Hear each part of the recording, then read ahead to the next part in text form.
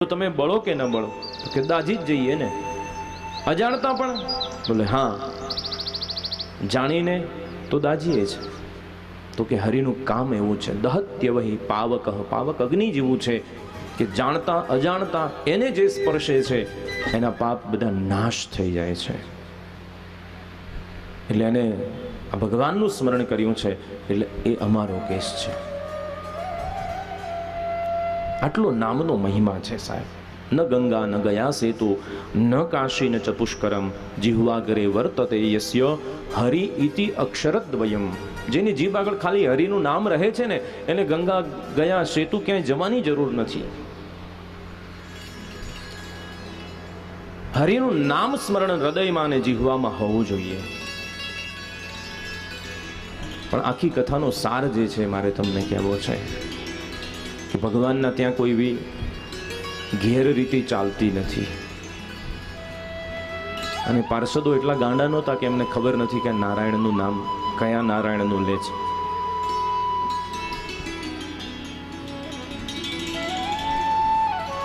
પણ જે દિવસે આપણા કલ્યાણનો સંકલ્પ કોઈ સંત કે કોઈ સદગુરુ કરી નાખે એટલે ઈશ્વરને પણ પોતાના પરિણામમાં પરિવર્તન કરવું પડે છે. આ કથા એવું કહે છે. કોઈ સદગુરુ હાથ પકડીને કહી દે ભગવાનને કે આનું કલ્યાણ કરવાનું છે એટલે ભગવાને પણ એના બધા ગુના માફ કરી દેવા પડે, એનો બધો હિસાબ ચૂકતે કરી દેવો પડે છે. આ સંતોના આશીર્વાદ છે. એટલે ઉપાસનાથી આશીર્વાદ વધી જાય છે. આ કથા કહે છે. વૃત્રાસુર ચતુશ્લોકીની કથા સંભળાવી છે. સુંદર એ પ્રકરણને વંદન કરી, છઠ્ઠા સ્કંદને વંદન કરી સપ્તમ સ્કંદમાં પ્રવેશ કરીએ. સપ્તમ સ્કંદ ઉતિવાસના કેડ ઉપર મૂકેલો દક્ષિણ હસ્ત છે. વસ ધાતુ એટલે રહેવું, વાસયતિ કર્માણી નિયોજયતિ ઇતિ વાસના છે. પરીક્ષિતજી મહારાજ સુખદેવજીને પ્રશ્ન પૂછે છે કે પ્રભુ, ભગવાન આવો ભેદભાવ કેમ રાખે છે? સમપ્રિય સુહૃદ બ્રહ્મન ભૂતાનામ ભગવાન સ્વયં ઇન્દ્રસ્યાર્થે કથમ દૈત્યાન વધી દ્વિષોપ્યથા. ભગવાન ઇન્દ્ર માટે થઈ અને રાક્ષસોને મારે છે તો દેવો કે એટલું સારું કામ કરતા નથી, એ પણ સ્વાર્થી છે. તો ભગવાન ભેદભાવ કેમ રાખે છે? વાસના લીલા એટલા માટે કહેવાય છે કે વાસના બે પ્રકારની છે અને સંતો એને ત્રણ પ્રકાર આપે છે. એક આપણે સદવાસના કહીએ, એક અસદવાસના કહીએ, પણ સંતો કહે છે કે સદવાસના છે, અસદવાસના છે અને મિશ્ર વાસના છે. આ કર્મના તાણાવાળા છે. આ સંસાર રૂપી વસ્ત્ર છે.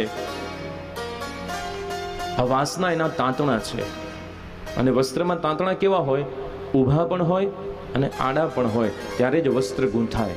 એટલે સદવાસના અસદવાસનાના તાણાવાણાથી આખો સંસાર ગૂંથાયેલો છે. કહે છે રાજા ભગવાન તો સમત્વ વાળા છે, સમદ્રષ્ટા છે, ભેદ નથી. બ્રહ્મ અકર્તા છે પણ બ્રહ્મ ઉપર એવો આરોપ મૂકવામાં આવે છે.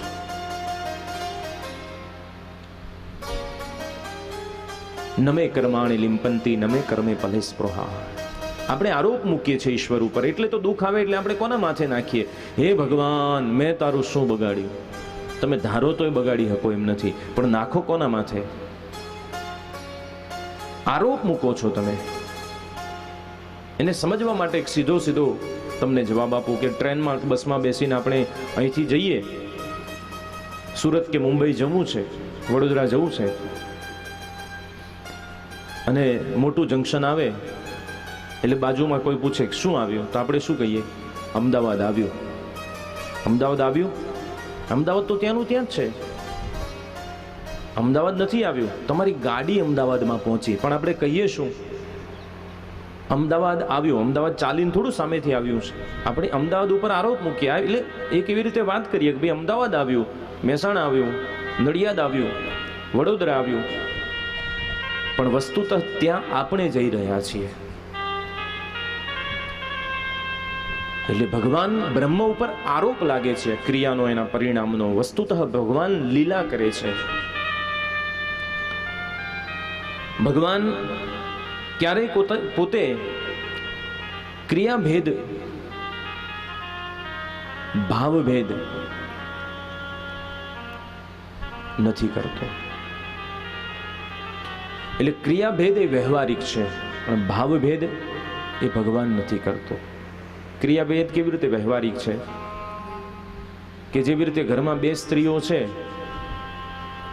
તો માના ચરણ સ્પર્શ થાય, પત્નીના ન થાય, ક્રિયાભેદ છે. પણ ભાવભેદ ન હોય. એ માણસ બંનેનું માનતો હોય, બંનેનું કહ્યું કરતો હોય, ભાવભેદ નથી એનામાં. તો આ કથાને સમજાવવા માટે થઈ અને એક સુંદર વૃત્તાંત ઉપાડ્યો છે કે હિરણ્યાક્ષનો ભગવાને ઉદ્ધાર કર્યો. એટલે એનો બદલો લેવા માટે થઈ, ભાઈના મૃત્યુનો બદલો લેવા માટે થઈ,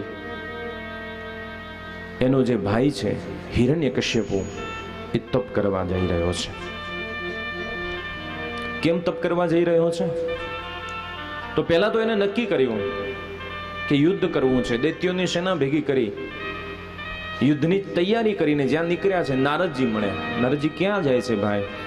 એટલે કે લક્ષ્મીનો ચાંદલો ભૂસી નાખો, ભગવાનને પૂરા કરી નાખો. હા, આ પેલો જય વિજય છે.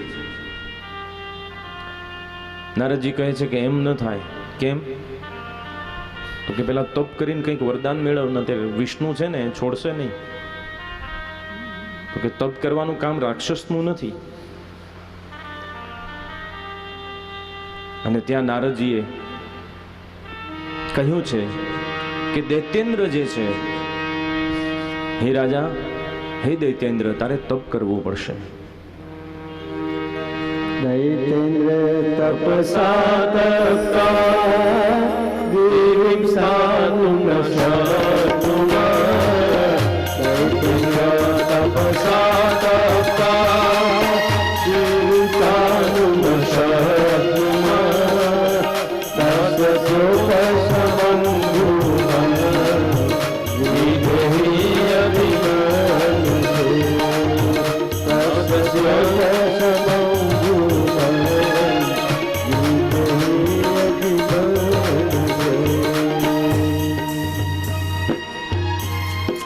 યુદ્ધનો વિચાર માંડી વાળીને ઘરે આવ્યો. શસ્ત્રો મૂક્યા છે અને તાપસ વેશને ધારણ કર્યો. એટલે પત્ની કયાધુ વિચારમાં પડે છે કે અહીંયાથી તો કમર કસીને નીકળ્યો તો કેમ પાછો આવ્યો? પત્ની પૂછે છે, સ્વામી શું થયું? બોલે કે તપ કરવા જાઉં છું દેવી. અને કયાધુ પ્રસન્ન થયા. સારું થયું, સન્માર્ગે જઈ રહ્યા છે. સરસ વિજય તિલક કરીને રવાના કર્યા. આવ્યો મંદરાચલ પર્વત ઉપર અને જ્યાં તપ કરવા જઈ રહ્યો છે. ભગવાનની લીલાથી એક પોપટ આવ્યો. આવી અને પોપટ એ જ્યાં જે વૃક્ષ પાસે બેસે અને સમાધિ લગાવવા જાય એટલે નારાયણ નારાયણ બોલે. એને ઉડાડી બીજા સ્થાને જાય, ફરી આવીને બોલે. આજે થયું કે મુહૂર્ત સારું નથી, પાછો ગયો. પત્નીને થયું કે યુદ્ધમાંથી પાછો આવ્યો અને તપમાંથી પાછો આવ્યો, ઠેકાણા નથી આના. સ્વામી કેમ પાછા આવ્યા? અરે દેવી, શું વાત કરું, તપ કરવા ગયો હતો પણ એક પોપટ આવ્યો ને વિઘ્ન નાખ્યું. તો શું વિઘ્ન નાખ્યું તમને? બોલે નારાયણનું, મારા શત્રુનું નામ લેતો હતો. અને કયાધુને તક મળી ગઈ, કારણ કે એ સમયે કયાધુ ગર્ભવતી છે. હજુ ગર્ભને ધારણ કર્યો, પ્રથમ માસ છે. અને માં જ્યારે ગર્ભવતી હોય, માતા પિતા સાથે મળી ભગવાનનું સ્મરણ કરે તો એ ગર્ભમાં જે ઉછેર પામી રહેલું બાળક છે એ ખૂબ તેજસ્વી બને. એ કયાધુએ સુંદર મજાની રસોઈ બનાવી અને પતિને જમાડતા કહ્યું, પતિદેવ આપ પેલી વાત કરી પણ મને બરાબર કાને સમજાણી નહીં, શું થયું હતું? તો કે પોપટ આવ્યો હતો દેવી. ને શું બોલતો હતો? તો કે નારાયણ નારાયણ નારાયણ બોલતો હતો. જમાડતી જાય ને કે પોપટ નારાયણ, બીજું કંઈક બોલતો હશે. અરે નારાયણ નારાયણ બોલતો હતો. આમ જપ વધારતી જાય છે. બરાબર શયન કક્ષમાં લઈ જઈ ચરણ ચંપી કરે, ફરીથી વાત મંડાવે. શું થયું હતું? નારાયણ નારાયણ બોલતો હતો. બીજા દિવસની સવારે તો પાછી કમર કછી ઉપડ્યો છે. દેવી હવે તો તપ કરી વરદાન લઈ અને પછી જ યુદ્ધ કરવા જઈશ. અને એનું તપ 1-2 નહીં પણ 36,000 વર્ષ સુધી એનું તપ ચાલ્યું છે. કહેવાય છે કે એના શરીરનો રાફડો થઈ ગયો, આખી માટી થઈ ગઈ છે, અંદરથી કીડા બહાર નીકળી રહ્યા છે, આખી ત્રિલોકી ભયભીત થઈ ગઈ. દેવો ગયા બ્રહ્માજીની પાસે, આનું તપ છોડાવો. ઓમ બ્રહ્મણ્ય દેવાય, તમારા નામનો જપ કરી રહ્યો છે. અને બ્રહ્માજી આવ્યા, હાથમાં જળ લીધું અને એને આવાહિત કર્યો છે. ઉત્તિષ્ઠ ઉત્તિષ્ઠ ભદ્રં તે તપસિદ્ધો શિખાસપ વરદો અમૃતાતો વિહતામિક્ષિતો વરદો અમૃતાતો વિહતામિક્ષિતો. બ્રહ્માજી કહે છે, હે દિતિસુત, ઉભો થા. જ્યાં જળ છાંટ્યું પાછું શરીર એવું ને એવું પ્રાપ્ત થઈ ગયું. માંગ, તને શું વરદાન જોઈએ છે? માંગ માંગ તે આપું. આ બ્રહ્માજી પાછા રાજી થાય એટલે આવું કહી દે. એટલે અસુર માગે છે કે તમે પ્રસન્ન થયા તો મને આપો. શું માગ્યું? યદિ દાસ્યાસી ભીમાતા વરદે વરદોત્તમ ઉદેભ્યો સદો સૃષ્ટેભ્યો મધ્યુમાતુ મમ પ્રભો. હે બ્રહ્મા, આપ પ્રસન્ન થયા છો તો વરદાન આપો. હું મરું નહીં, ક્યારેય મરું નહીં. એટલે બ્રહ્માજી કે મારી સત્તામાં નથી એટલે હું આ એગ્રીમેન્ટમાં સહી કરું નહીં. બ્રહ્માજી સહી કરવા ના પાડી દીધી. તું બીજું કંઈક માંગ, મરવું તો મારે પડે છે. બ્રહ્માજી કહે છે કાળ પૂરો થાય ત્યારે શરીર છોડવું પડે છે. એટલે એને બુદ્ધિથી વરદાન માંગ્યું કે તમે પ્રસન્ન થયા છો તો મને વરદાન આપો કે હું સવારે ન મરું, સાંજે ન મરું, રાત્રે ન મરું, બપોરે ન મરું, ભીનાથી ન મરું, સુકાથી ન મરું, અંદર નહીં બહાર નહીં, અસ્ત્રથી નહીં, શસ્ત્રથી નહીં, પશુથી નહીં, મનુષ્યથી નહીં, અને ભૂતેભ્યો સ્તવદ્વિ સૃષ્ટિભ્યો, તમારી રચના કરેલી જે કઈ સૃષ્ટિમાં જીવાત છે એ કોઈનાથી ન મરવું. બ્રહ્માજી કે આ બરાબર છે, તથાસ્તુ. અને આવ્યો અને બ્રહ્માજીએ કહ્યું સર્વેષાં મુક્તાનાં મહિમારમ્યમાનઃ તાપલોકપ્રભાવાન યન્નવિષ્યતિ કરતિ તાપલોકપ્રભાવાન યન્નવિષ્યતિ કરતિ. વરદાન લઈને આવ્યો છે. અસુર સેનાને ભેગી કરી 1 લોક, 2 લોક, 3 લોક, ત્રિલોકીને જીતવા માંડ્યો. અને બધાને મારીને એક જ વાત કહે છે કે ભગવાન હોય તો કોણ? હિરણ્યકશ્યપ. નારાયણ છે જ નહીં, મારો શત્રુ છે, એનું નામ ન લેવું. પણ આ ઘટનાની પાછળ બીજી ઘટના સાથે ચાલી રહી છે. કારણ કે જ્યારે તપ કરીને ઘરે ગયો ને ત્યારે કયાધુએ એક પુત્રના દર્શન કરાવ્યા. સ્વામી, આ તમારો દીકરો છે, 5 વર્ષનો થયો. હવે તમને પ્રશ્ન થાય કે 36,000 વર્ષ એને તપ કર્યું, એ પહેલા કયાધુને 1 માસનો ગર્ભ હતો તો 5 વર્ષનો દીકરો કેમ જન્મ્યો? તો કયાધુ ગર્ભવતી છે ને, તપ કરવા ગયો ને એટલે ડરપોક ઇન્દ્ર કયાધુને મારી નાખવા માટે ગયો કે અસુર કુળ એનામાં જન્મ લઈ રહ્યું છે, એને જ ખતમ કરી નાખ્યું. નારદજી આવ્યા. નારદજી કહે છે દેવેન્દ્ર, આ પાપ તમારે કરવાની જરૂર નથી, આ મને સોંપી દો. નારદજી કયાધુને પોતાના આશ્રમમાં લઈ ગયા છે. જ્યાં સુધી અહીંયા તપ ચાલ્યું ત્યાં સુધી એને ઈચ્છા પ્રસવનું વરદાન આપ્યું, ઈચ્છા પ્રસૂતિ. તારી જ્યારે ઈચ્છા થાય ત્યારે આ પ્રસૂતિ થાય. અને ત્યાં બરોબર ભગવાનની આરાધના કરાવી છે. અને માએ એટલી નિષ્ઠાથી આરાધના કરી છે, પછી તો પ્રહલાદ જેવો ભક્ત પાકે ને. અને આ માના ગર્ભમાં આપેલા સંસ્કારોની અસર છે સાહેબ. દીકરાને ભણવા મૂક્યો છે. આ તરફ પિતા તો દિગ્વિજયમાં. શુક્રાચાર્યના 2 દીકરા છે, શંડામર્ક. એ શંડામર્કને કહ્યું કે આને જે આપણા દૈત્યોને શોભે ને એવું જ્ઞાન આપો. સમય થયો. એક દિવસ દીકરાને પોતાના ખોળામાં બેસાડી અને હિરણ્યકશ્યપુ પૂછે છે, દીકરા શું ભણ્યો? ત્યારે દીકરો કહે છે, શ્રવણમ કીર્તનમ વિષ્ણુ સ્મરણમ પાર્ષેવનમ શ્રવણમ કીર્તનમ વિષ્ણુ સ્મરણમ પાર્ષેવનમ અર્ચનમ વંદનમ દાસમ સર્વાત્મનિવેદનમ અર્ચનમ વંદનમ દાસમ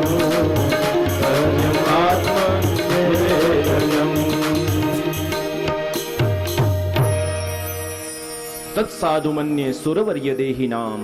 પિતા, આ સંસાર છે ને એક અંધારો કૂવો છે. આમાં પડ્યા પછી મનુષ્યનો ઉદ્ધાર થતો નથી, જીવાત્માનો ઉદ્ધાર થતો નથી. 9 પ્રકારની ભક્તિ ભગવાને આપી છે. શ્રવણ, કીર્તન, સ્મરણ, પાદ સેવન, અર્ચન, વંદન અને દાસ્ય, આત્મનિવેદન. આમાં તો એકાદો પણ રસ્તો અપનાવી અને એ નારાયણનો આશ્રય કરી લો, ભગવાનનો. જ્યાં શત્રુનું નામ પોતાના પુત્રની મુખેથી સાંભળ્યું છે, વ્યાકુળ થઈ ગયો. શંડામર્કને ખખડાવ્યા. આ શું ભણાવો છો તમે? ધ્યાન રાખો, આ વિષ્ણુના પાર્ષદો છે ને એ ગુપ્ત વેશે અને માના શત્રુના વિરુદ્ધની જે વાતો શીખવાડવાની છે, એના કરતા શત્રુનો ભક્ત બનાવી દીધો છે.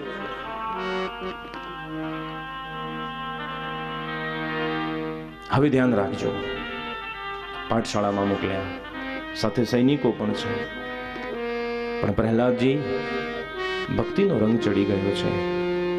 એટલે છોકરાઓને શીખવાડે છે કે આપણે જે ભણી રહ્યા છે ને એ તો કઈ આજીવિકાની વિદ્યા છે, પેટ ભરવાની વિદ્યા. હું તો જીવનને ધન્ય કરવાની તમને વાત શીખવાડું.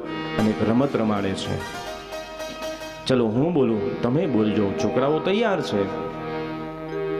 અને પ્રહલાદજી બોલાવે છે, કૃષ્ણ ગોવિંદ ગોવિંદ ગોપાલા, કૃષ્ણ ગોવિંદ ગોવિંદ ગોપાલા, કૃષ્ણ ગોવિંદ ગોવિંદ ગોપાલા, ગોવિંદ ગોવિંદ ગોપાલા. અને જ્યાં ભગવાનના નામની ધૂન સાંભળી અવાજ રાજમહેલ સુધી પહોંચ્યો. હિરણ્યકશ્યપુ ક્રોધે ભરાયો. સૈનિકને આદેશ કર્યો, કોઈ છે? જી મહારાજ. જાઓ, આ બંધ કરાવો. એટલે સૈનિક ગયો છે. અને જ્યાં પ્રહલાદજી બેઠા છે, પાછળ બધા વિદ્યાર્થીઓ છે. એટલે પહેલા વિદ્યાર્થીને જઈ અને આ સૈનિક જ્યાં સ્પર્શ કરે છે, એટલે જેવો સ્પર્શ થયો, એ સ્પર્શ થતાની સાથે એ સૈનિક પણ એ રંગે રંગાયો અને સૈનિક પણ ગાવા માંડ્યો, ભજ મુરલી મનોહર નંદલાલા, ભજ મુરલી મનોહર નંદલાલા, ભજ મુરલી મનોહર નંદલાલા. એક સૈનિક ગયો, હજુ પાછો નથી આવ્યો. બીજાને મોકલ્યો, જ્યાં પેલો તો ત્યાંનો ત્યાં રહ્યો. એ ગયો અને જોયું કે આ ધૂન બોલવા માંડ્યો છે. એ સૈનિક સ્પર્શ કરે, એ પણ ધૂન બોલવા માંડે. 5 આવ્યા, જે સ્પર્શે એ બધાને રંગ ચડી જાય અને બધા એક જ સુરમાં ગાય, ભજ મુરલી મનોહર નંદલાલા, ભજ મુરલી મનોહર નંદલાલા, ભજ મુરલી મનોહર નંદલાલા.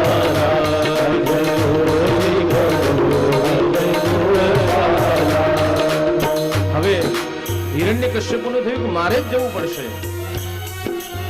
એટલે એટલે હિરણ્યકશ્યપ પોતે આવ્યો અને જોયું તો આ શું અદ્ભુત દ્રશ્ય છે. એના મોકલેલા બધા એના દૂતો કરતાલ હાથમાં નથી તોય કરતાલ વગાડે છે અને ધૂન ગાઈ રહ્યા છે.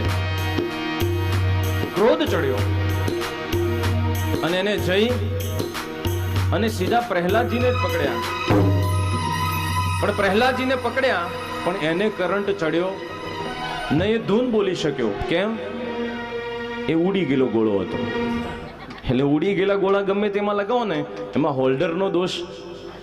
હા, એટલે ઘણા ઉડી ગયેલા હોય. આ ઉડી ગયેલો ગોળો હતો એટલે એને રંગ ચડ્યો પણ ક્રોધ ચડ્યો એને બરાબરનો. એટલે એને તરત જ કહ્યું કે આવા દીકરો એના કરતા ન હોય સારું, વાંઝ્યું રહેવું સારું. સૈનિકોને આદેશ કર્યો કે જાઓ અને ઊંચા પર્વતના શિખર ઉપરથી નીચે ફેંકી દો. પણ કહેવાય છે કે ઈશ્વર જેનો રક્ષક બને એને કોઈ કશું ન કરી શકે. પ્રહલાદજી હેમખેમ પાછા આવ્યા, અગાધ જળમાં નાખી દીધા, સર્પોની વચ્ચે રાખ્યા.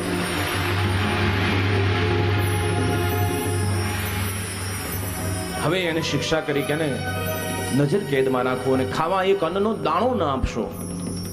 થોડા દિવસ થાય ને સૈનિકો આવે કે મહારાજ અમે તો કશું નથી આપતા પણ રોજ ભોજનના ટાઈમે અંદરથી એટલી મધુર સુગંધ આવે છે, કંઈક ભોજન બનતું હોય. હવે એની અકળામણ વધી છે. ત્યાં એની બેન હોલિકા આવી કે ભાઈ તારી આ અકળામણનો ઉકેલ મારી પાસે છે. મારી પાસે એવું વરદાન છે, એવી સિદ્ધિ છે કે અગ્નિ મને બાળી ન શકે જો હું મારી ચુંદડી પહેરીને બેસું. તું ચિતા ખડકાવ. અને ભાઈએ ચિતા તૈયાર કરાવી છે. પ્રહલાદજીને આદેશ કર્યો કે ફઈના ખોળામાં બેસવાનું છે. પ્રહલાદજી હસી રહ્યા છે કે આજે ફઈની પુણ્યતિથિ નક્કી થાય છે, દર વર્ષે ઉજવવી પડશે. નારાયણનું સ્મરણ કરી બંને કર જોડી ભગવાનના સ્મરણ સાથે પ્રહલાદજી બેઠા. આગ લગાવવામાં આવી છે પણ આજે વિપરીત થયું. કારણ કે સિદ્ધિ જ્યારે ભગવાનના ભક્તને હેરાન કરવા માટે વાપરવામાં આવે છે ને ત્યારે સિદ્ધિ નિષ્પ્રાણ થઈ જાય. હોલિકાનું દહન થયું પણ પ્રહલાદનો વાળ વાંકો નથી થયો. અને હવે આનો ક્રોધ આસમાને ગયો છે. હવે આને હું જ પૂરો કરીશ આવો સંકલ્પ કર્યો છે. અને સંકલ્પ કરતાની સાથે એને સભામાં કહ્યું કે બધી સભાની વચ્ચે આને દેખાડી દઉં કે સાચો શક્તિશાળી કોણ છે. અહીંયા એ વાત આવે છે અસદવાસના, સદવાસના અને મિશ્રવાસના. અસદવાસના એટલે નથી, ખોટું છે તે. સદવાસના સાચું છે તે. આ પ્રજા જે વસ્તુમાં બળ હોય ને એ તરફ વળી જતી હોય. જો ખોટાનું માથું ભારે હોય, એનું પડલું ભારે હોય તો લોકો એ બાજુ જાય. સાચાનું પડલું ભારે હોય એ બાજુ જાય. એટલે પરીક્ષિતજીને કહે છે કે 5% લોકો ખરાબ છે અને 5% લોકો જ સારા છે. બાકીના 90% છે ને મિશ્ર વાસના વાળા છે. આપણે બધા સારા માણસનું જોર હોય તો આપણે હા એ બરાબર છે તો એ બાજુ 95 થઈ જાય, અને ખોટાનું જોર હોય તો આપણે કે ભાઈ કાલે એની જોડે રહેવાનું છે એટલે આપણે એ બાજુ જતા રહીએ તો એનું 95% થઈ જાય. એટલે જગતને ભાંડીએ છે કે બધું ખોટું છે ને હવે બધે કંઈ સુધરી શકે એવું નથી. એવું નહીં, બધું જ થઈ શકે પણ તમે 90% કોને ટેકો આપો છો એનું બળ વધી શકે. અને હવે આ દુરાચારીએ સભા ભરાવી છે સમ્રાંગણમાં જબરજસ્ત મોટી, અને એમાં એક વચ્ચોવચ્ચ થાંભલો ઉભો કર્યો ને એને ધગધગાવ્યો છે. અને ધગધગાવી એટલો ગરમ કર્યો એને, અને પછી એને કહ્યું કે જોઈ લો આજે દૂધનું દૂધ ને પાણીનું પાણી થઈ જશે. પ્રહલાદે કહ્યું મૂર્ખ, તું કહે છે તારો ભગવાન બધે છે? પ્રહલાદ કહે છે કે હા પિતાજી બધે છે. તને દેખાય છે? પ્રહલાદજી કહે છે કે હા. ક્યાં દેખાય છે? પ્રહલાદજી કહે પિતાજી તમારામાં પણ છે, મારામાં પણ છે, અહીં બેઠેલા દરેકમાં એ ભગવાન બિરાજે છે. હિરણ્યકશ્યપુ કહે છે યસ્ત્વયા મંદ ભોક્તો મંદયો જગદીશ્વરઃ, તું તારા એ જગદીશ્વરને યાદ કરી લે. હવે આ થાંભલામાં દેખાય છે, જોઈ લે. પ્રહલાદજી નજીક ગયા. હિરણ્યકશ્યપુએ ધક્કો દીધો છે, આગળ જા. એક ક્ષણ માટે પ્રહલાદજીને એવું થયું છે કદાચ ભગવાન આમાં નહીં હોય, પણ પ્રભુએ નક્કી કર્યું છે કે મારા ભક્તની ભક્તિ ડગે એ પહેલા મારે એમાં પહોંચવું છે. અને ત્યાં તો કીડીઓની હારમાળા એ સ્તંભ ઉપર દેખાણી.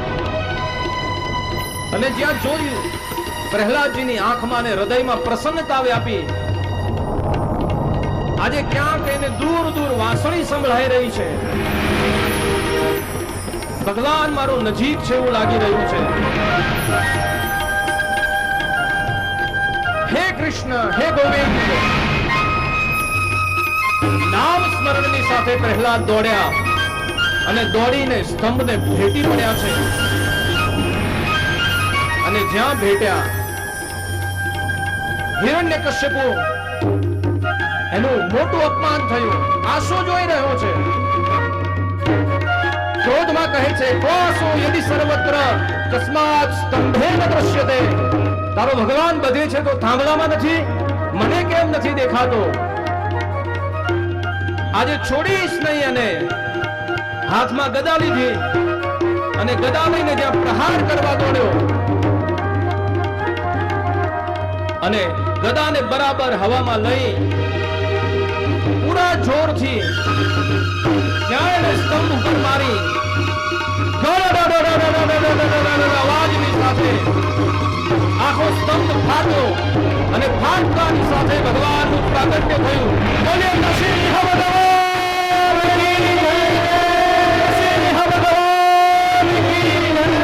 ભગવાન ઘૂઘરાટી કરવા આવ્યા. ભયભીત થયેલો આ અસુર હવે ક્યાંય માર્ગ દેખાતો નથી. બધી પ્રજા ભયભીત. આ કેવું સ્વરૂપ છે ઈશ્વરનું? ભગવાને એને ઝાલ્યો છે. લઈ અને ભગવાન એને ઉમરા સુધી લઈ આવ્યા. અંકમાં આરોપ્ય પોતાના ખોળામાં એને લીધો. અટ્ટહાસ કર્યું ભગવાને. અને ભગવાન એને ગણાવે છે દુષ્ટ, તું જોઈ લે, તું ઘરની અંદર છે, ઘરની બહાર છે, અત્યારે દિવસ છે કે રાત્રિ છે, હું નર છું કે પશુ છું? અને ભગવાને પોતાના નખ બતાવ્યા. આ લીલું નથી, સૂકું નથી, અસ્ત્ર નથી, શસ્ત્ર નથી. અને એક અટ્ટહાસ્યની સાથે ભગવાને નખ એના પેટમાં પરોવ્યા, એના પેટને ફાડી નાખ્યું, એના આંતરડા કાઢી અને હાર પહેર્યો ભગવાને. અને નિષ્પ્રાણ થયેલા એના દેહને ભગવાને ફેંકી દીધો છે. પણ હજુ ભગવાનનો ક્રોધ શાંત થયો નથી. હજુ એ ક્રોધથી દેવો ભયભીત. સ્વયં બ્રહ્માજી પાસે જઈને સ્તુતિ કરે, ભગવાન શાંત થતા નથી. શિવજીએ સ્તુતિ કરી, ઇન્દ્રએ કરી, ઋષિ મુનિઓએ, સિદ્ધોએ, ગંધર્વએ કરી. લક્ષ્મીજીને પણ મોકલ્યા. લક્ષ્મીજી તો મૂર્છિત થઈ ગયા. એટલે નારદજી કહે છે કે ભગવાન જેના હેતુથી પ્રગટ થયા છે એને આગળ ધરો. અને જ્યાં પ્રહલાદજીને આગળ ધર્યા છે ક્રોધે કરુણાનું સ્વરૂપ લીધું. ભગવાને ઉપાડી લીધા છે પ્રહલાદને અને પોતાની નૃસિંહ જીહવાથી એને ચાટ્યા છે. ક્ષમા માંગી કે પ્રહલાદ, મને આવતા બહુ મોડું થયું, તારે બહુ કષ્ટ સહન કરવું પડ્યું, પણ દીકરા આજે માગ તારે શું જોઈએ છે? ત્યારે પ્રહલાદ નારદનો શિષ્ય છે. અબ કછુ નાથ ન ચાહીએ મોરે, દીન દયાલ અનુગ્રહ તોરે. તારો અનુગ્રહ થયો, હવે મારે શું જોઈએ ભગવાન? આજે જડમાંથી તે મારા માટે પ્રગટીને મારા ઉપર આટલો અનુગ્રહ કર્યો, મારે કશું જ નથી જોઈતું. સંતો અર્થ કરે છે કે પ્રહલાદની એ વિટમડાને ભાગવા માટે થઈ અને ભગવાન માના પેટે જન્મ લઈ શકે એટલો સમય નથી, માટે સ્તંભ ફાડીને ભગવાન પ્રગટ્યો છે.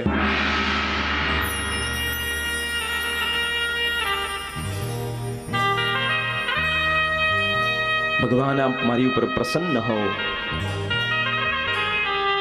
તો મારા પિતાનો ઉદ્ધાર કરજો. ભગવાન કહે છે તારા જેવો જેનો પુત્ર હોય એનો પિતા નહીં, એની 71 પેઢીને મારે તારવી પડે. જ્યાં સ્થિત તને વરદાન આપું છું કે હવે પછી તારા કુળમાં કોઈને મારીશ નહીં. સુખદેવજી મહારાજ પરીક્ષિતજીને કહે છે કે નારદજીએ યુધિષ્ઠિરને રાજસૂય યજ્ઞમાં પ્રહલાદજીનું આ ચરિત્ર સંભળાવ્યું હતું. નારદજીએ કૃપા કરી અને યુધિષ્ઠિરજીને પછી વિપ્ર ધર્મ, ક્ષત્રિય, વૈશ્ય અને શૂદ્રના ધર્મો, બ્રહ્મચારીના ધર્મો, વાનપ્રસ્થના ધર્મ, સંન્યાસી અને સ્ત્રીના ધર્મ સમજાવ્યા. ઉત્તમ આશ્રમમાં ગ્રહસ્થાશ્રમ ઉત્તમ છે એ વાત સમજાવી. અર્પણ તર્પણના નિયમો સમજાવ્યા હતા, એ બધી વાત કરી. પિતૃયજ્ઞ કેવી રીતે કરવો જોઈએ એની વાત સમજાવી. દાનનું અને સદાચાર ધર્મનું મહત્વ સમજાવ્યું. અને સપ્તમ સ્કંદને આપણે વંદન કરીએ છીએ. આજે ભગવાન નૃસિંહનું પ્રાગટ્ય વૈશાખ સુદ 14ને દિવસે થયું હતું. નૃસિંહ જયંતિ એ દિવસે ઉજવવામાં આવે છે. આવતીકાલે ભગવાન વામન, રામ અને કૃષ્ણ સ્વરૂપે પ્રગટ થશે. ઈશ્વર આવે એટલે પોતાની તૈયારી કરીને જ આવે છે. પણ નંદાલયમાં જેમ ગોપીઓ ગઈ હતી, ગોવાળો ગયા હતા ભગવાનને વધાવવા માટે થઈ, એમ તમે પણ આવજો. જબલા ટોપી લેતા આવજો. બાકીની વ્યવસ્થા યજમાનોએ કરી છે. અને એક ખાનગી વાત હમણાં મને વિકાસભાઈ કરી ગયા જ્યારે કીર્તન ચાલતું હતું, એટલે કે 2-3 બહેનો એવું કહેતા હતા કે જગ્યા ઓછી પડે છે એટલે તું આવે તો મારી થેલી મૂકી દે છે, એટલે કાલ જગ્યા જતી રહેશે. કોક બાજુમાં પાકીટ મૂકી ન દે, એનું ધ્યાન રાખજો. એટલે વહેલા આવી અને જગ્યા લઈ લેજો.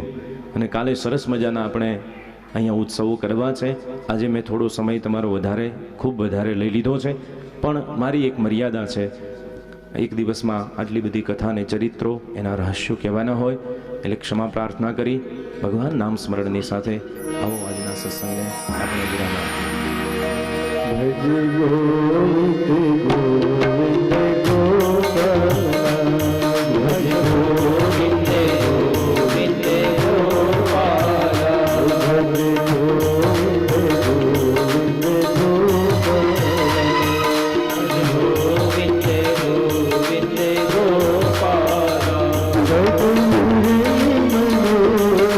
ગોવિંદ ગોપાલ, ભજ મુરલી મનોહર નંદલાલા, ભજ મુરલી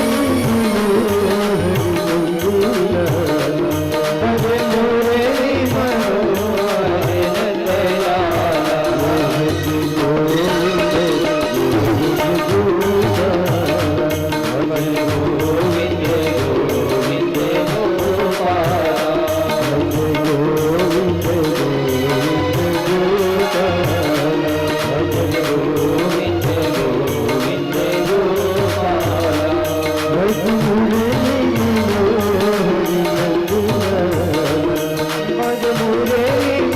ભજ મુરલી મનોહર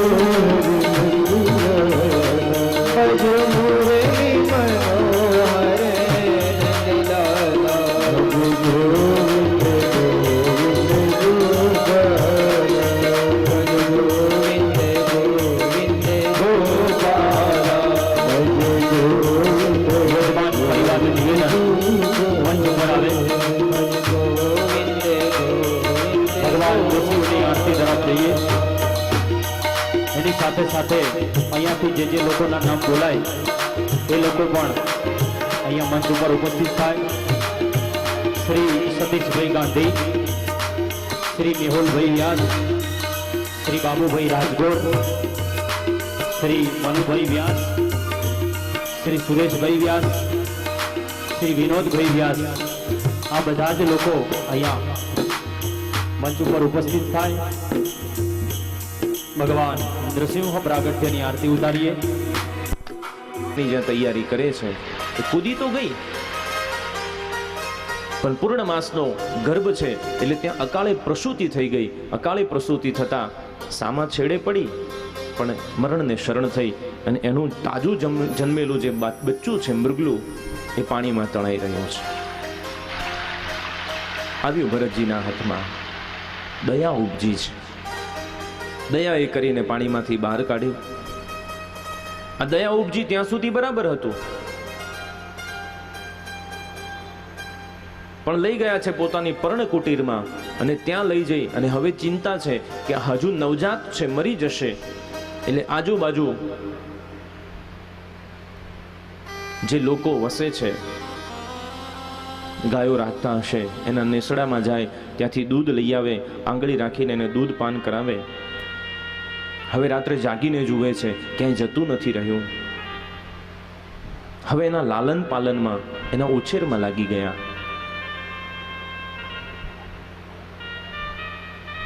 હરણું મોટું થયું, વન પ્રાણી છે એટલે પોતાના જાતિલાઓ મળ્યા હશે, નીકળી ગયું. 1 દિવસ 2 દિવસ 3 દિવસ ન મળ્યું, હવે આમને વિરહ લાગી ગયો. હરણ હરણ હરણ હરણ કરવા માંડે. ક્યાં ગયું છે? કોઈએ મારી નાખ્યું હશે, કોઈ જીવતું હશે, ફાડી ખાધું હશે, આની ચિંતા થવા માંડી. જે હરિહરિનો જપ કરતો હતો એ હરણ હરણનો જપ કરવા માંડ્યો.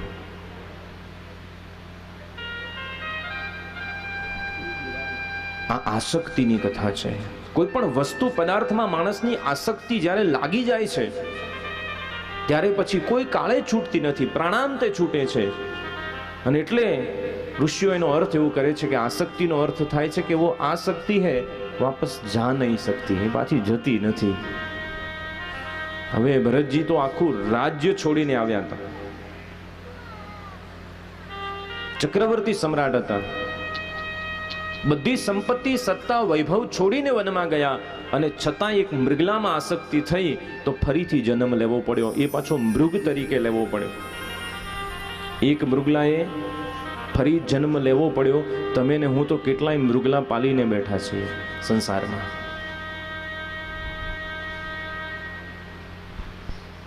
આપણી આસક્તિ તો ઘણી જગ્યાએ લાગી ગઈ છે. મકાનમાં, પરિવારમાં, પુત્રમાં.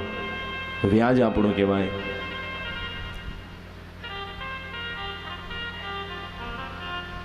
મૃગ શરીર છોડ્યું, પૂર્વજન્મનો બોધ હતો એટલે તૃણ ખાઈને દેહ છોડ્યો છે. ભગવાનનું નામ લેતા દેહ છોડ્યો એટલે બ્રાહ્મણ કુળમાં જન્મ થયો. નામ ફરી પડ્યું ભરત. પણ હવે પિતાની આજ્ઞા પ્રમાણે અજગર વૃત્તિને ધારણ કરી છે એટલે એમનું નામ જડ ભરત પડ્યું.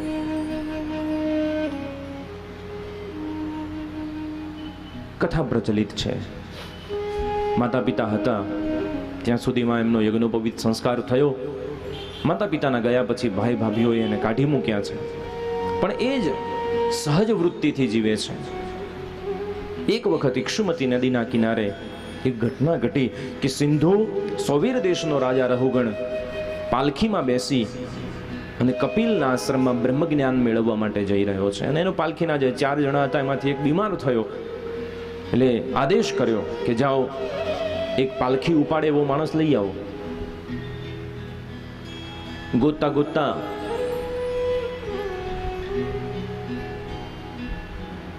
ભરતજી જડ્યા છે.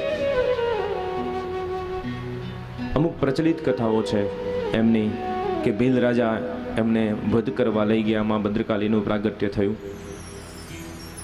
પણ જે વાત અહીંયા ભરતજી આપણને કરે છે રહુગણ રાજાની પાસેથી, આ જન્મે એવો નિશ્ચય કરો છે કે પાપ ભેગું નથી કરવું. એટલે ચાલે ન તોય નીચે કીડી મકોડાનું ધ્યાન રાખીને ચાલે. કાંઈક પાપ ન થવું જોઈએ. એટલે થોડી વાર થાય કીડી મકોડો જીવજંતુ જુએ એટલે ઠેકડો મારે એટલે પાલખીમાં બેઠેલો રાજા સાથે પાલખી આખી ઊંચી થાય, એનું માથું પેલા દાંડે ભીટકાય. એટલે રાજા કહે છે ઠેકાણે ચાલો. પેલા 3 જણા કહે છે કે મહારાજ અમે તો બરાબર ચાલ્યા, જે નવો છે ને એ થોડો ઠેકડા મારે છે. એટલે રાજા રહુગણ અભિમાનથી બોલે છે, એ મૂર્ખ, તું જાણે છે હું કોણ છું? હું રાજા રહુગણ છું, સિંધુ સોવીર દેશનો રાજા. એટલે ભરતજી મનમાં વિચારે છે કે તું એક આવડા નાનકડા કોબાનો રાજા છે, હું તો ચક્રવર્તી સમ્રાટ હતો. અભિમાન ખોટું છે. ફરીથી ઠેકડો મારે ત્યારે કહે છે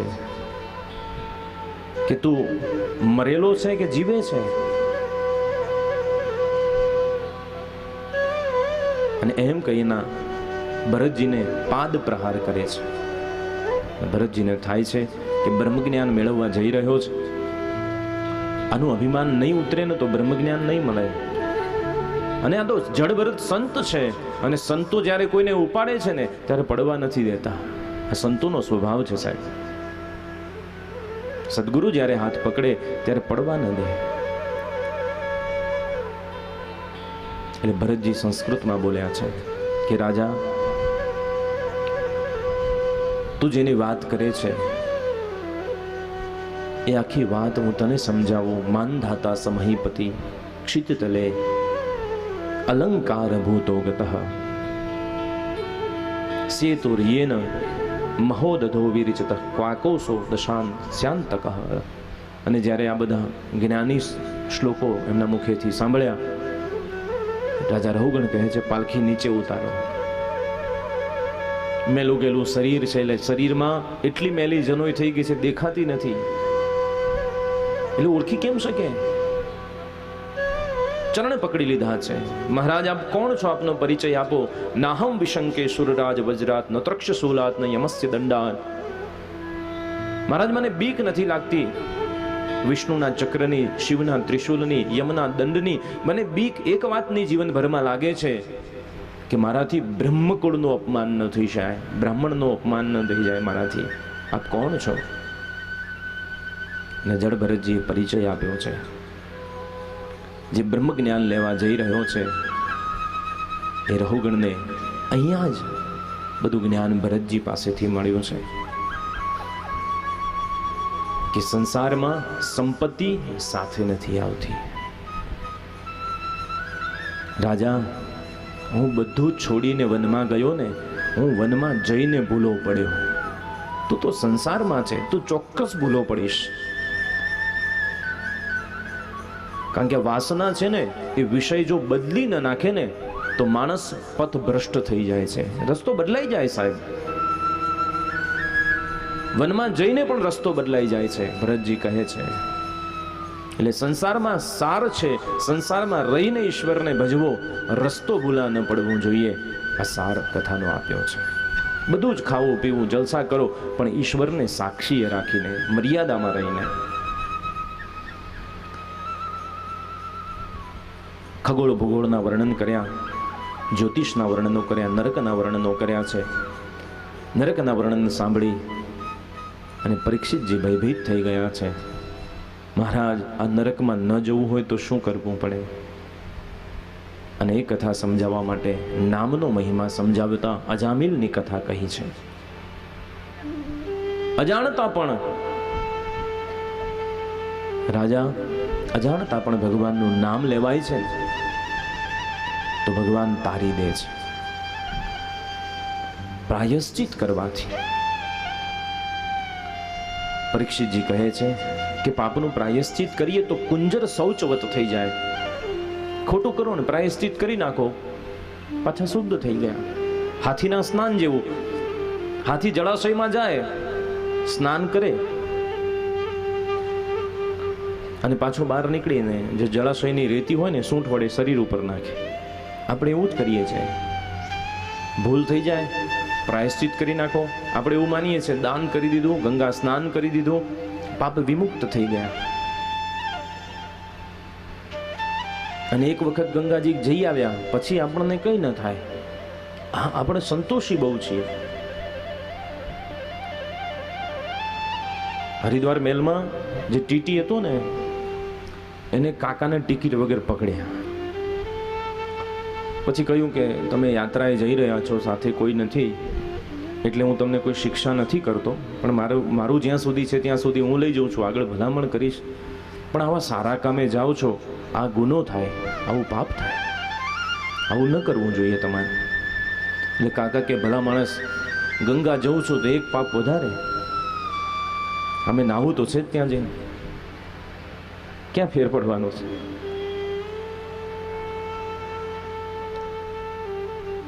એટલે આપણે એ ગણતરીથી જઈએ, ગંગાજી જવું જ છે ને, ભેગું કરો ને જેટલું થાય. મને એક જણાએ પ્રશ્ન પૂછ્યો, મને કે ગંગાજીમાં આપણે બધા પાપ નાખીએ પછી ક્યાં જાય? મેં ક્યાંય જાય નહીં. કેમ? તો મેં કીધું ગંગાજીમાં શંકરાચાર્યજી કહ્યું છે, હું નથી કહેતો, મેં તો એમનું કહેલું કહું છું. મારા માથે કશું રાખવું નથી, કારણ કે એક તો હું તમારો સમય થોડો વધારે લઈ રહ્યો છું, ને પછી બીજું કંઈ માથે રાખવું ને, બહાર ન નીકળવા દો તમે. તો કુરુતે ગંગા સાગર ગમનમ વ્રત પરિપાલનમ અથવા દાનમ ધ્યાન વિહીનમ સર્વમધીનમ મુક્તિર ન ભજતી જન્મ સથેનમ. જ્ઞાન વિહીનમ, તમે જ્ઞાન વિહીન કોઈ પણ કાર્ય કરો, ગંગા સાગરમાં સ્નાન કરો, ગંગાજીમાં સ્નાન કરો, વ્રત પરિપાલમ અથવા દાનમ, પણ જ્ઞાન વિહીનમ, એનો મહિમા ન સમજાય અને કરો, નકામો છે. એટલે મેં કીધું આપણે જઈએ એટલે ગંગાજીનો સ્વભાવ છે આપણા બધા પાપોને એ લઈ લે, અને પછી તરત જ માણસ એક જ વખત ઠંડુ પાણી હોય, બહુ નાય નહીં, અને ફરીથી આવવાનું ન હોય, કારણ કે ધાબળા ખરીદવાના હોય ને આવું બધું કામ ત્યાં હરિદ્વારમાં ઘણું એવું હોય. એટલે હવે અહીંયા સુધી આવ્યા છીએ એટલે ત્યાં પેલા કેરબાવાળા ફરતા જ હોય, એટલે સરસ બે કેરબા લઈને ભરી લઈએ પાછા, અને પાછા લઈને ક્યાં આવીએ? ક્યાં ગયા બધા? ઘેર પાછા આવ્યા. હા, થોડા દિવસ ત્યાં રહેવું પડે, કંઈક મંત્ર ઉપાસના કરવી પડે. ત્યાં જાય તો ગુજરાતી ગલી હોતે પાછા, ખાવાનું ક્યાં સારું મળશે?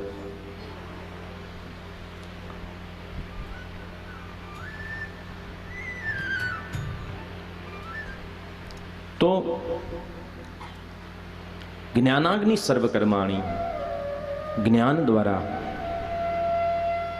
માણસ મુક્ત બને છે. જડભરતજીએ આનો ઉદ્ધાર કર્યો છે. સુખદેવજી મહારાજ કહે છે કે પ્રાયશ્ચિત એવું છે કે રાજાએ કરી લીધું, તમે જે કહો છો કે કુંજર શૌચવત, પણ પછી રહુગણે કોઈ ભૂલ કરી નથી. પ્રાયશ્ચિત કર્યા પછી પાછી ભૂલ ન થવી જોઈએ. હાથીના સ્નાન જેવું નહીં, પાછું કરી લેવાનું. તો નામ મહિમા બતાવ્યો છે કે અંતકાળે નારાયણનું નામ લઈએ તો ભગવાન એના ધામમાં લઈ જાય છે. તો કઈ એ શક્ય છે? બોલે હા. અને અજામિલની કથા સંભળાવી કે કાન્યકુબ્જ નામના રાષ્ટ્રની અંદર એક બ્રાહ્મણ કુળમાં એક બ્રાહ્મણ રહે છે. એક દિવસ પિતાની સંધ્યા પૂજા માટે સવારમાં ગામના ઉદ્યાનમાં ફૂલ તોડવા ગયો. ત્યાં કોઈ ગણિકાને જોઈ આના મનમાં વિકાર થયો. બ્રાહ્મણનું કર્મ છોડી ગણિકાની પાછળ લાગ્યો, અને એવો લાગ્યો કે ગણિકાની બધી જ ઈચ્છાઓ પૂર્ણ કરવા માટે થઈ સંપૂર્ણ બ્રાહ્મણત્વ છોડી દીધું. હવે ચોરી લૂંટફાટમાં લાગી ગયો, ગણિકા સાથે સંસાર માંડી દીધો, એનાથી સંતાનો પણ થઈ ગયા. પણ એક દિવસની વાત છે કે ગામમાં સંતો નીકળ્યા હશે, અને સંતોએ કોઈને પૂછ્યું કે ભાઈ કોઈ બ્રાહ્મણનું ઘર છે જ્યાં અમારે ઉતારા પાણી થઈ શકે, થાળ થઈ શકે ભગવાનનો? એટલે મસ્કરિયા બેઠા હોય ને ચાર રસ્તે, એ કે ઓ વિદ્વાન બ્રાહ્મણનું ઘર છે, અજામિલના ત્યાં જતા રહો. મોકલ્યા. અજામિલ ઘરે નથી, અને આજે ગણિકાને ત્યાં આજ સુધી આવા કોઈ મહાપુરુષો આંગણે આવ્યા જ નથી. એટલે એને પણ થયું કે આ દેહમાંથી મેં એવું કોઈ સારું કાર્ય કર્યું નથી કે ઈશ્વરને ભજી શકું, એને મોઢું બતાવી શકું. સંતોએ થાળનું પૂછ્યું, એને બધું લાવીને આપ્યું, રસોઈ જમાડી. ગર્ભાવસ્થા છે એની, અને ત્યાં સંતોએ કહ્યું, દેવી તારે ત્યાં અન્ન જમ્યા છીએ, તારે કંઈ જોઈએ છે? કહ્યું, મહારાજ બીજું કશું જોતું નથી, પણ મારા પતિ આવે ને પહેલાં નીકળી જાઓ અહીંથી. પણ એટલામાં અજામિલ પધાર્યો, ક્રોધથી પત્નીની સામું જોયું. આ માટે બધા પૈસા ભેગા થાય છે બાવા જમાડવા? સંતો આખી ઘટના પામી ગયા છે. એટલે કહ્યું કે યજમાન, અમારો નિયમ છે કે જ્યાં ભોજન કરીએ ત્યાંથી દક્ષિણા લીધા વિના ન જઈએ, કંઈક દક્ષિણા આપો. તો કે મહારાજ તમારો જોડી ઝંડો નથી લઈ લેતો ને એ જ દક્ષિણા છે. પણ કંઈક પૂર્વ જન્મના સંસ્કારો જન્મ્યા. સંતોએ કહ્યું કે તું આપી શકે એવી દક્ષિણા લેવી છે, તારી પત્ની ગર્ભવતી છે, જે બાળક જન્મે એનું નામ નારાયણ રાખજે. બોલે ઠીક છે. અને નાનો દીકરો, એનું નામ નારાયણ પાડ્યું. એના પાપનો ઘડો ભરાણો છે. અને યમદૂતો લેવા આવ્યા. કહેવાય છે કે યમદૂતો એટલા બિહામણા હોય કે જોતાની સાથે આ ડર્યો છે, મૃત્યુ નજીક દેખાણો, ભયભીત થયો. એટલે જે સૌથી લાડકો દીકરો છે નાનો, એ યાદ આવ્યો. એટલે એને તરત 2-3 વાર એને સાથ દીધો છે. નારાયણ ધાજે, નારાયણ દોડજે, નારાયણ આવજે. અને ત્યાં તો ભગવાન નારાયણના દૂતો પ્રગટ્યા. યમદૂતોને કહે કે હવે ખસી જવા, કઈ સમારોહ છે? યમદૂત કહે છે કે ભાઈ તમારી ભૂલ થાય છે, આ તમારા સ્વામિનારાયણને નથી બોલાવતો, એના દીકરાને બોલાવે છે. બહુ સુંદર સંવાદ અહીંયા છે. અને ત્યારે જે વાત કરે છે કે હરિર હરતિ પાપાની દૃષ્ટ ચિત્તૈરપી સ્મૃતઃ અનિચ્છાપી સંપૃષ્ટો દહત્યેવ હિ પાવકઃ. વિષ્ણુદૂતો એ સુંદર વાત કરી છે કે હરિર હરતિ પાપાની, ભગવાન હરિ એનું કામ જ પાપને હરી લેવાનું છે, એટલે તો એને હરિ કહેવાય છે. પાપને હરી લે છે. અને દુષ્ટ ચિત્તૈ અપી સ્મૃતઃ, ગમે તેટલા દુષ્ટ મનથી તમે એનું સ્મરણ કહું, ભાવથી, ભાય કુભાય, ભાવથી કુભાવથી તમે એનું સ્મરણ કર્યું હોય. અને એનું ઉદાહરણ આપે છે વિષ્ણુના દૂતો. યમદૂતોને કહે છે કે ભાઈ તમે જઈ રહ્યા છો અને માર્ગમાં ધગધગતો અંગારો પડ્યો છે, તમને ખબર નથી ને અજાણતા તમારો પગ પડે તો તમે બળો કે ન બળો? તો કે દાજી જ જઈએ ને. અજાણતા પણ? બોલે હા, જાણીને તો દાજીએ છે. તો કે હરિનું કામ એવું છે, દહત્યવહિ પાવક, પાવક અગ્નિ જેવું છે કે જાણતા અજાણતા એને જે સ્પર્શે છે એના પાપ બધા નાશ થઈ જાય છે. એટલે એને આ ભગવાનનું સ્મરણ કર્યું છે, એટલે એ અમારો કેસ છે. આટલો નામનો મહિમા છે સાહેબ. ન ગંગા ન ગયા સેતુ, ન કાશી ન ચ પુષ્કરમ, જીહ્વાગરે વર્તતે યસ્ય હરિ ઇતિ અક્ષરદ્વયમ. જેની જીભ આગળ ખાલી હરિનું નામ રહે છે ને, એને ગંગા ગયા સેતુ ક્યાંય જવાની જરૂર નથી. હરિનું નામ સ્મરણ હૃદયમાં અને જીહવામાં હોવું જોઈએ. પણ આખી કથાનો સાર જે છે મારે તમને કહેવો છે કે ભગવાનના ત્યાં કોઈ બી ગેરરીતિ ચાલતી નથી. અને પાર્ષદો એટલા ગાંડા નહોતા કે એમને ખબર નથી કે નારાયણનું નામ કયા નારાયણનું લે છે.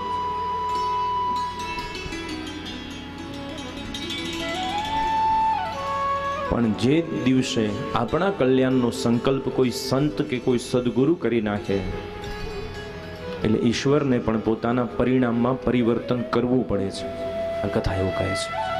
કોઈ સદગુરુ હાથ પકડીને કહી દે ભગવાનને કે આનું કલ્યાણ કરવાનું છે, એટલે ભગવાને પણ એના બધા ગુના માફ કરી દેવા પડે, એનો બધો હિસાબ ચૂકતે કરી દેવો પડે છે. આ સંતોના આશીર્વાદ છે. એટલે ઉપાસનાથી આશીર્વાદ વધી જાય છે. આ કથા કહે છે. વૃત્રાસુર ચતુશ્લોકીની કથા સંભળાવી છે.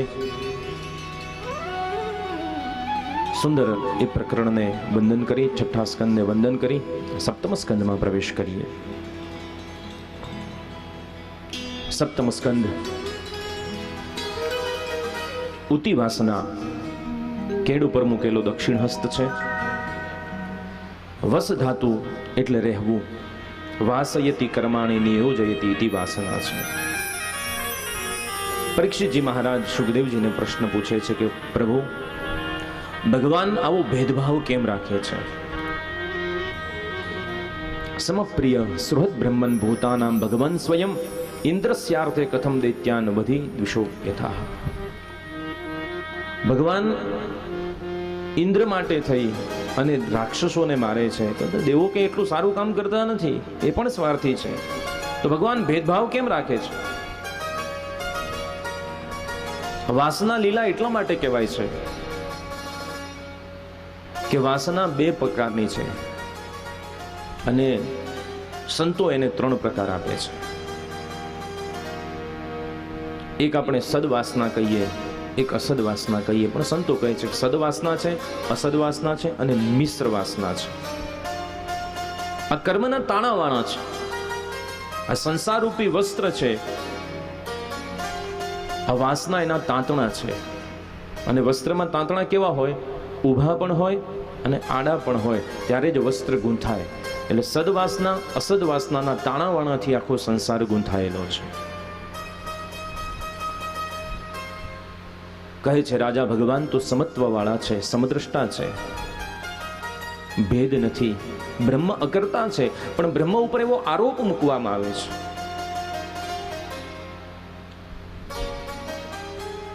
નમે કર્માણી લિંપંતી નમે કર્મે ફલે સ્પૃહા. આપણે આરોપ મૂકીએ છીએ ઈશ્વર ઉપર, એટલે તો દુઃખ આવે એટલે આપણે કોના માથે નાખીએ? હે ભગવાન, મેં તારું શું બગાડ્યું? તમે ધારો તોય બગાડી શકો એમ નથી, પણ નાખો કોના માથે? આરોપ મૂકો છો તમે. એને સમજવા માટે એક સીધો તમને જવાબ આપું કે ટ્રેનમાં બસમાં બેસીને આપણે અહીંથી જઈએ, સુરત કે મુંબઈ જવું છે, વડોદરા જવું છે, અને મોટું જંકશન આવે એટલે બાજુમાં કોઈ પૂછે શું આવ્યું, તો આપણે શું કહીએ? અમદાવાદ આવ્યું. અમદાવાદ આવ્યું? અમદાવાદ તો ત્યાંનું ત્યાં જ છે. અમદાવાદ નથી આવ્યું, તમારી ગાડી અમદાવાદમાં પહોંચી, પણ આપણે કહીએ શું? અમદાવાદ આવ્યું. અમદાવાદ ચાલીને થોડું સામેથી આવ્યું છે. આપણે અમદાવાદ ઉપર આરોપ મૂકીએ, એટલે એ કેવી રીતે વાત કરીએ કે ભાઈ અમદાવાદ આવ્યું, મહેસાણા આવ્યું, નડિયાદ આવ્યું, વડોદરા આવ્યું, પણ વસ્તુતઃ ત્યાં આપણે જઈ રહ્યા છીએ.